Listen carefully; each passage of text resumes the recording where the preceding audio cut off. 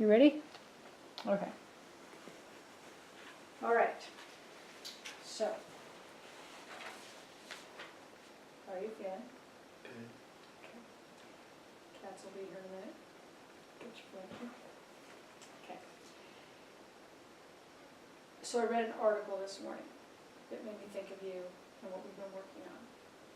And it's about happiness and how happiness works. The idea is that people who are happy, it's created with a combination of two things. Your feelings and your thoughts combine to create your happiness, right? A lot of people think happiness is something outside of them, right? Like, if I had this, then I would be happy, or if I was this ideal weight, or if I could bench press a certain amount of weight, then I would be happy, right? But it's actually how you feel and how you think create little moments of happiness along the way. And there's 3 paths to being happy. The first one is pleasure, which is obvious, right? So like the feeling of touching and petting the cat that you love can give you little moments of happiness, right? Good food, play days at the beach, those kind of things, right? That's one path to happiness.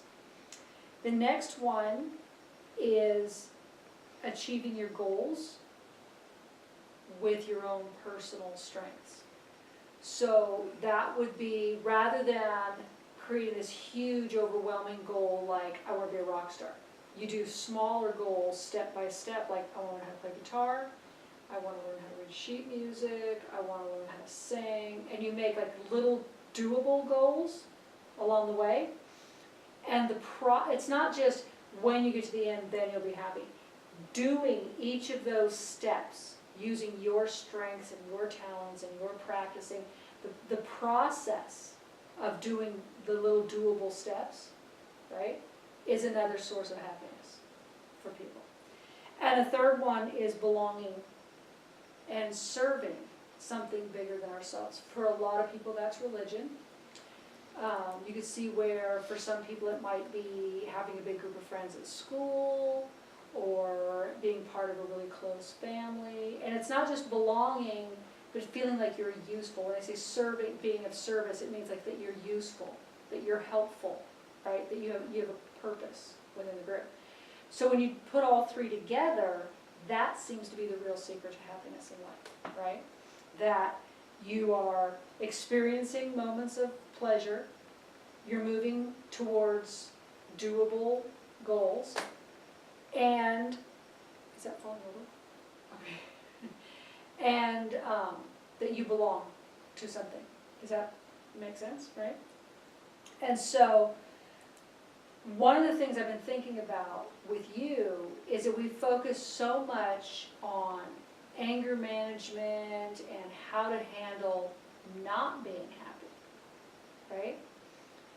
But one of the things that they talked about is that it's not so much how well you push away bad feelings, but how people that are happy, it's not that pushing away the bad feelings as much as it is thinking about and appreciating those other 3 things we talked about and becoming more, right? So you have, and you think back again about feelings and thoughts and how those connect, right? So the feelings and the thoughts you have about those 3 things. Does that make sense? Another piece of it in this article I was reading is about set points. Are you familiar with that idea? Okay. So what they were talking about with a set point is how you have your day-to-day normal way of feeling, right? And something really great happens, like, oh, we're going to Disneyland, and you have this woo, exciting moment, right? And then it comes down, back to your set point. Or something really bad happens, like you get a bad grade on a paper or something, and you kind of have a little drop for a while, but then it comes back up, right? So we all have this set point. And you can move your set point. So like if we lived in poverty and didn't hardly have any food or whatever, you can still have happiness and have a set point of this is where your normal day-to-day level of happiness is. And you can have your ups and your downs within that spot. But then let's say we move into a nice neighborhood and we have more money for playtime and more of this and more of that. Your set point can move, right? The lifestyle that you create for yourself can adjust. So like in the past when you had that group of friends, that whole group of friends brought your set point down, didn't they? So when you left that group and you went back to your old group of friends, your set point of your day-to-day average mood came up, right? So those are some things that I thought you could maybe chew on and think about in the next few days. Okay, does that sound like something you could use? The other thing I wanted to talk about is this idea of an anchor. Have we talked about anchors in hypnosis yet? Okay. An anchor is like a physical thing, a movement, a touch, a visual. You remember how in marching band they told you every time you see a specific object you're supposed to do all this handful of exercises. Didn't you pick the couch? Okay, so every time you see the couch you're supposed to do all these exercises. Or your friend picked his Xbox. Right, so every time he sees the Xbox he has to do those exercises. That makes that thing, the couch is your anchor. It anchors your remembering or your memory that you are to do marching band, push-ups, sit-ups, whatever it is he wants you to do, squats, the exercises, right? Alex's anchor is his Xbox. So that's the idea of an anchor. So in hypnosis we can do one where, I'll give you an example of what I did for myself in one of the first classes I was in. Was I had my fingers like this around where your thumb comes in narrow. My finger like this, because we were sitting up and listening, and I was just, that way it could just kind of be in my hand and be quiet. And I did it while he was putting the class through a hypnosis process about being a student, and if you have stress or anxiety about whether or not you're doing good or whatever, how to let go of that and feel assured that, you know, I got this, I can do this, right? So throughout the time I've been at Saybrook, whenever I have academic stress and I'm feeling like I can't do this, or I don't know how to word this paper, or I can't figure out what I want to say, or I don't even know what topic I want to write about on this, I find that if I sit quiet for a little minute and put my hands back to this little spot in my lap, and just that slight little pinching of my fingers around that anchor calms myself down, and I just sort of start, I don't necessarily just go, boom, not magically all better, but I do start to kind of come back down and reconnect to that original hypnosis session. I don't remember all the words he said or the exact visualizing that I did, but I remember the feeling of it and the calmness of it and that sense of, I can do this, I'll figure it out, right? And it just helps me to kind of calm down so I don't have a big old anxiety thing going, oh my God, my paper's due, I'm not doing that, right? So all that anxiety and stress calms down. I go back to that same mind frame. Does that make sense? So I was thinking about if we could make an anchor for you to use when other people, because you do tend to have issues where other people trigger you, right? They trigger your anger and you being upset about things, and then you get kind of grumpy and you have to deal with stuff, right? The idea being if there was a natural anchor that you could easily remember and think to yourself, oh, if I do this thing, kind of like seeing the couch, that'll help you automatically bring yourself back down into where you go with hypnosis. Because we've talked a lot about when you're in hypnosis, how soothing and lovely it is and how much you enjoy it, right? Especially with cats. One of our previous conversations about anger management, you made an excellent comment when you said, it's not like I can just carry the cats around with me, right? Because every time you pet the cats, you become soothed and calm. So I was thinking about how to do an anchor that brings you this soothing calmness that you get when you're with your cats. Do you see what I'm thinking? where it's not carrying a cat with you, but the next best thing, when I do XYZ behavior, I'm soothed by the memory of being with cats in the hypnosis. What do you think would make a good anchor for you? That would be something, when you're triggered, and I'll give an example. There's another person I'm doing hypnosis with who wanted to do spider phobia. And she told me that when she's freaked out or scared, she does this thing like this with her hands. Like, and she doesn't know why, but that's what she does. So she picked that motion, because she's going to do it automatically anyway when she sees a spider. She kind of does spider fingers.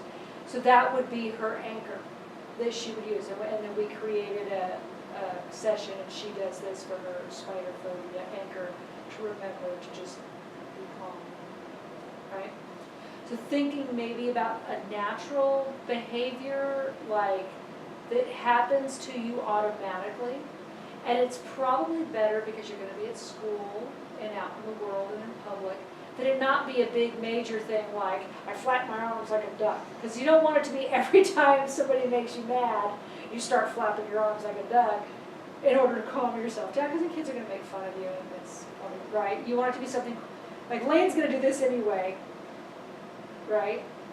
I'm going to do this quiet little thing. I can do that anytime. I can do it in public. Nobody's probably going to notice, right? So you want to pick something that's quiet and calm, that is not, it's just for you.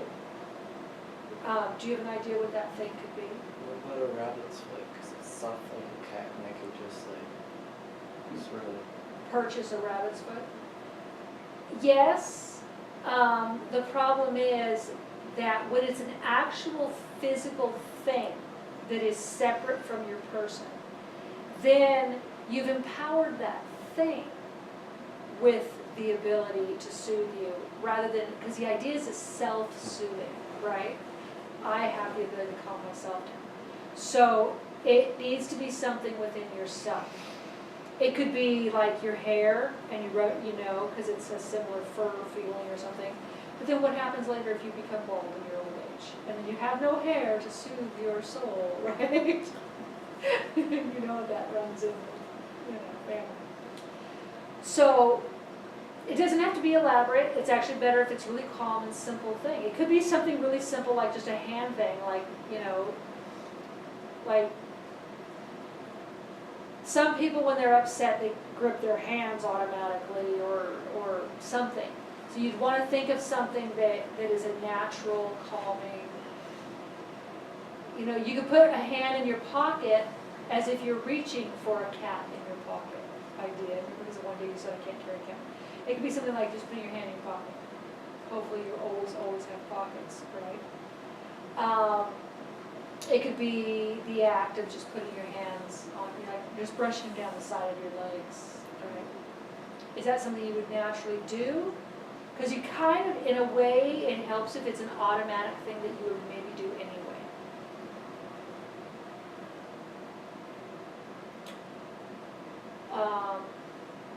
I'm wondering if we could do one, like let's say a deep breath. When you're angry, do you find yourself going before, because some people take a big breath because they get all ready to just blow up. So that wouldn't help. Because you want, if it's something that's automated that happens already, and then the automatic response triggers, so they trigger you, or something triggers you to be angry or upset, we're overly worried. There's different things that you work on, right? Some emotion is too much, and it's usually a negative one that we're trying to work on. That can help you remember to just calm yourself down. You've got, you can handle it. Whatever is the thing, just relax. You could try doing this, but you have to remember to do it, right? And as you keep moving your finger, do you think that's something that happens? Oh, do you think that could be when that finger wiggles, it'll trigger you to remember? Oh, you're always drumming. You drum and tap things, right? Could annoy other people. It does annoy other people. But you could come up with a specific drumming little thing. See how you're doing between your two fingers. You could think of like your finger, those two fingers as like drumsticks, and you could have a specific little riff, just a short little riff, that is like your kitty cat riff, that is your self-soothing, right? And you just quietly yourself just sort of tap, tap, tap that out. And that tells me yourself, you're telling yourself, okay, I can, reconnect with the cat, reconnect with the spirit of calming that you get as if you were home with the cat, right? So that could work. So what you need to do before we start is figure out, because you're not going to do that during the session. Well, you could, but it might distract you. Do you think it'll pull you, do you think the physical act of moving your fingers around in a session will bring you out of it? Or do you want to just come up with one? All right, so do that first in your mind. I don't even know what it is. Just in your mind, create a small little drumming riff for your two fingers, as if you were on a little snare drum or something, that you can do that's not something that's going to be in your normal music, right? Something that would specifically be a little piece of music that you create in your mind just for reconnecting to that calm quiet that you get when you're in hypnosis and when you're with your cat. Do you already have it on the window? You know what it is? Is it something you already want to get out? Okay, but you can remember it.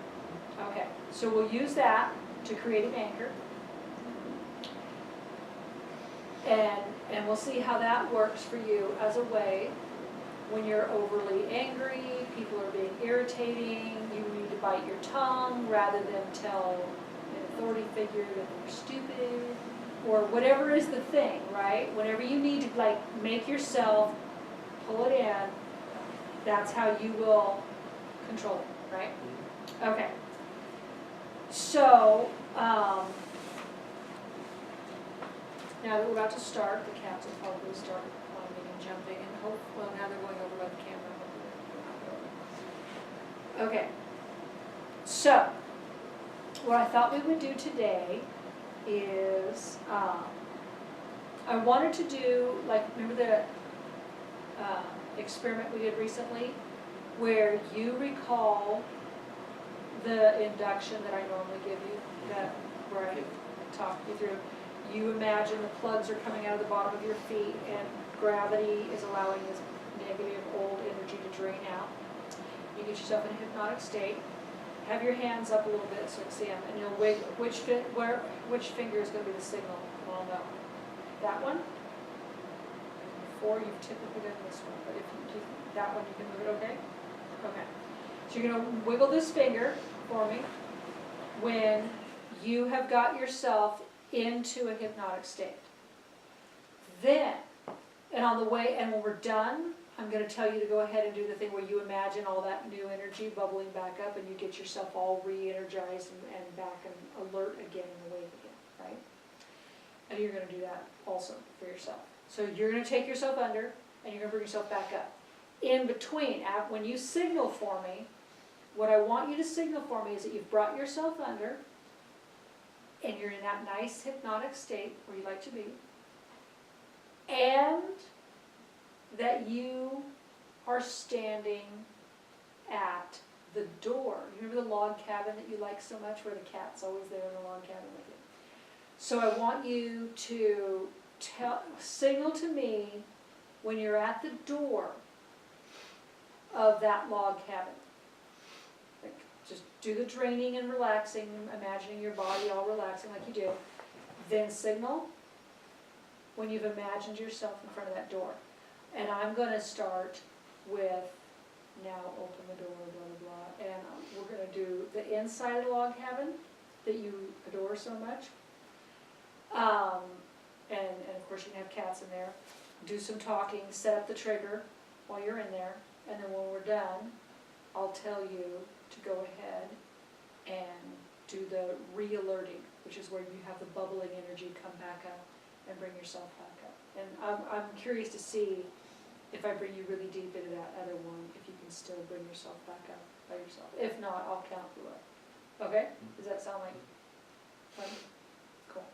Okay, so when you are comfortable and ready, then you can close your eyes, have your hands where I can see them, get you blanket. And as always, if the cats come, just let them be, because they're part of the, what self-soothes you, right? Okay, so, can I see your hands okay? All right, there you go. I'll watch in case, normally you always use that finger to signal me, but I'll watch both just in case.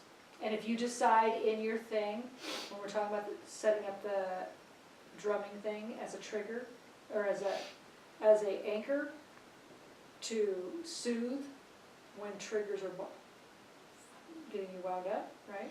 Things get you wound up. When you're doing that, if you want to drum yourself, you can. But if you just want to have it in your mind what that drumming is, that's fine too. Whichever feels natural to you at the moment. All right? You ready? Take yourself under and signal to me when you have successfully put yourself into hypnosis and are ready to go in the cabin door.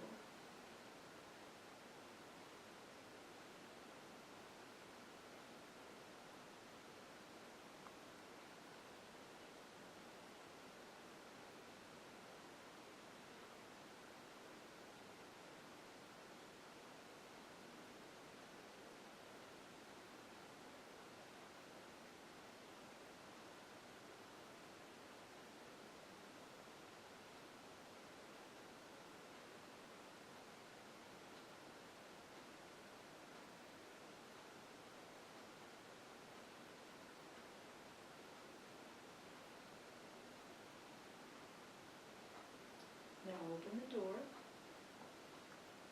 and walk into this room. See it now. You are now inside an old and spacious log cabin up in the mountains. You can see it clearly now. You are standing on the hardwood floor in the middle of this log cabin room. It is dimly lit. It is evening. And the only light is the warm light from the fire burning in the fireplace to your right. Look at the fireplace and see the fire burning brightly yellow and red. It is comfortably warm in this cabin. The air smells a little bit of wood smoke. It is a strong smell, but not uncomfortable. Look at the walls around you. See the big, strong logs the cabin is made of. They are so thick and heavy and strong that it seems that nothing could affect them, no matter what happens outside, no matter how strong the windstorms are. The mountain cabin is a safe and comfortable place. You can walk over the wall nearest to you and touch the log wall. Touch the wall now. You can touch the wall now. Notice how rough and hard the logs feel. They are almost as hard as rock. And feel the smoother material between the logs, the material that provides insulation. Notice also, as you touch the wall, whether the wall feels warm or cool to the touch.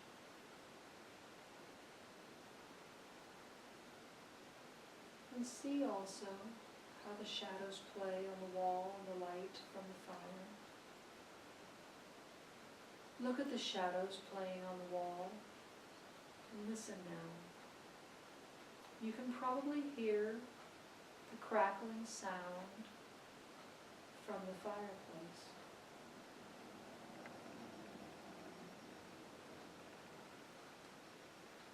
It is a soothing sound.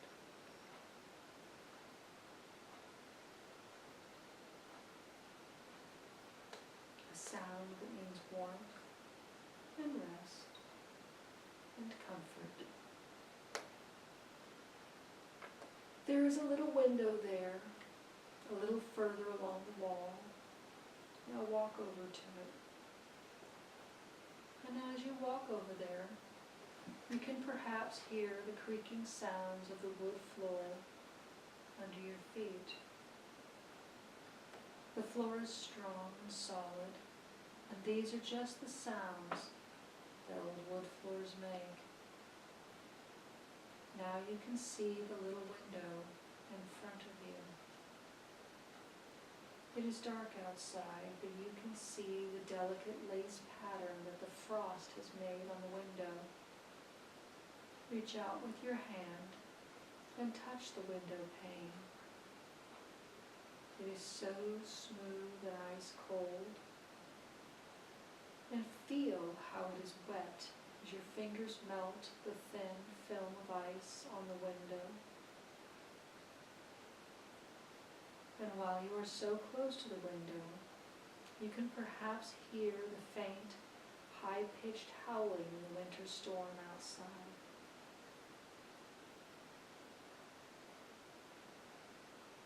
Raise your finger if you can hear the wind outside.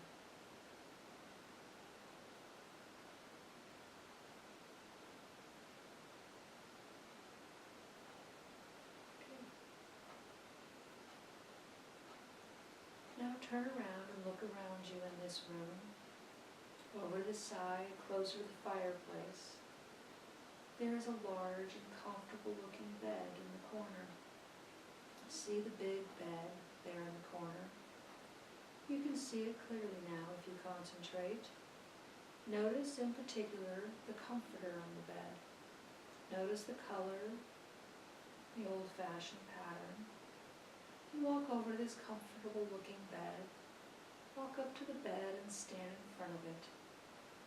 And as you do, you can probably feel the warmth from the fire on your face, because you are closer to the fireplace now, and you can just lie down on this comfortable bed now. Just lie down on this wonderfully soft bed and relax. Relax completely there in the warmth and comfort of the log cabin, far up in the mountains, far away from all cares and concerns. Relax your whole body completely. Relax completely.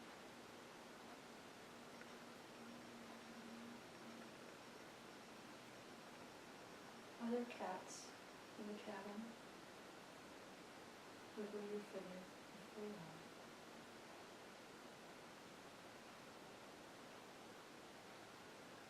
Good. In the cabin, there's a nice big screen TV where you can watch movies and shows as you rest there with your cats and your comforter, in comfort and safety, feeling peaceful. And on the television, you'll see scenes. People at school that annoy you, family members, different people doing different things that annoy you, anger you, and cause you to feel frustrated, otherwise negative feelings. Those people are not really present. You're just watching them from the safety and comfort of the log cabin. And you're just watching them on TV. And as you do so, you're drumming a little beat for yourself in this happy, safe, comfortable place, you and your cats, feeling calm and at peace, simply watching a video of annoying people doing annoying things.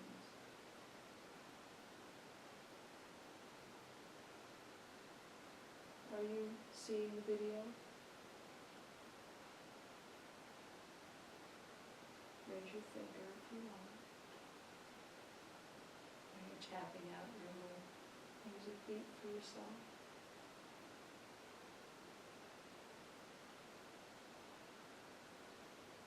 Feel the calmness of where you are and the separation between where you are and how you feel versus those other people and the annoying little things they do.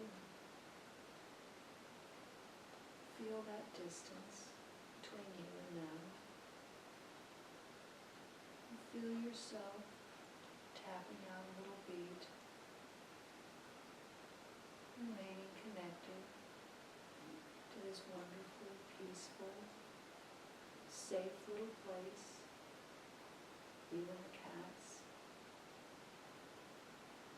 And know that at any time that you tap that little beat, you can reconnect to this feeling. You reconnect to the peace and love that you get from your cats. And take a piece of them with you wherever you go for the rest of your life. And feel that. When you're done tapping out a little beat for yourself,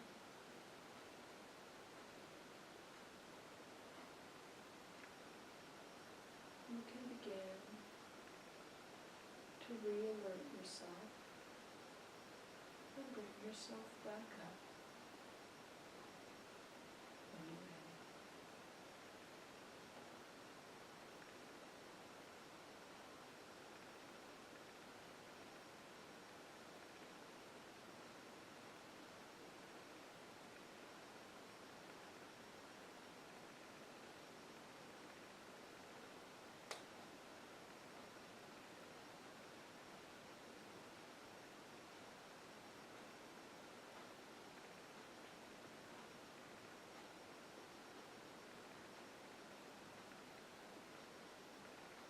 Are you in the process of re-alerting yourself?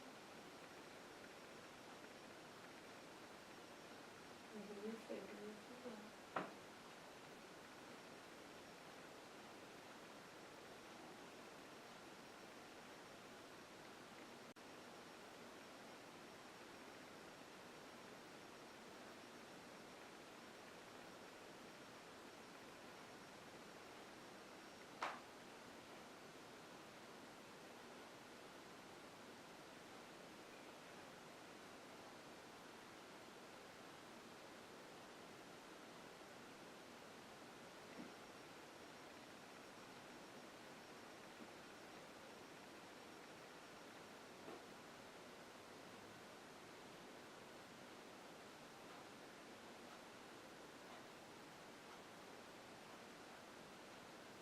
Rocky will re-alert you.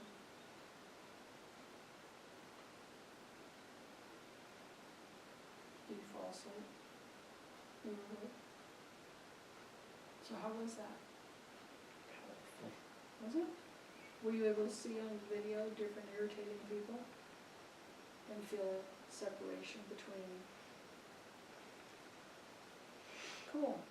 Definitely powerful. And in your mind, in your visuals, were you tapping out your little beat and doing your thing? Cool. So, First one without him is the most powerful. and yet it is with him. Isn't that right? You're gonna help him out, aren't you? All right, cool. Right. Do you have any questions or any thoughts or anything Just, do you want to share about it? it was powerful, for sure. What made it? Yeah, cat hair all over it. We'll put it in laundry, don't worry. What made it powerful? It's his.